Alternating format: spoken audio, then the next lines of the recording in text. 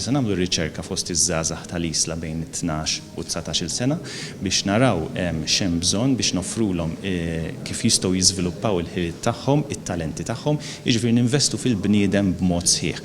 U hawnhekk qegħdin naraw li hemm bżonnijiet partikolari fl-Isla u allura proprju bdejna dan il-proġett minn din il-parroċċa.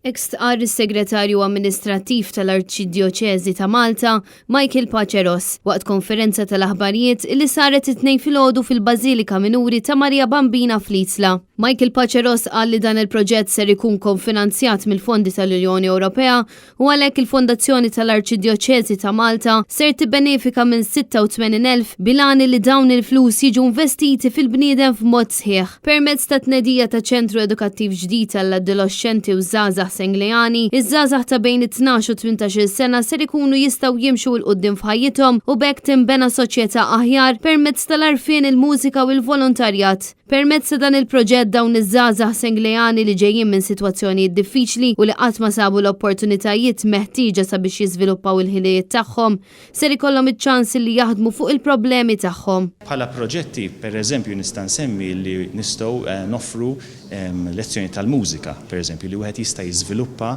it-talent mużikali tiegħu. Oħrajn jista' jkollhom xi sena.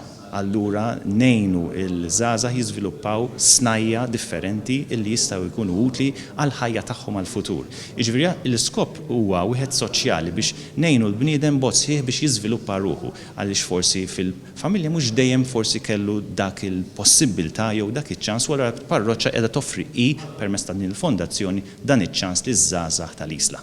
Preżenti għal din il-konferenza tal-aħbarijiet kien hemm ukoll iċ-Chairperson tal-Fondazzjoni Opri Soċjali tal-Arċidjoċeżi Albert De Bono u l-Arċipriet tal-Isla Dun Robin Camilleri.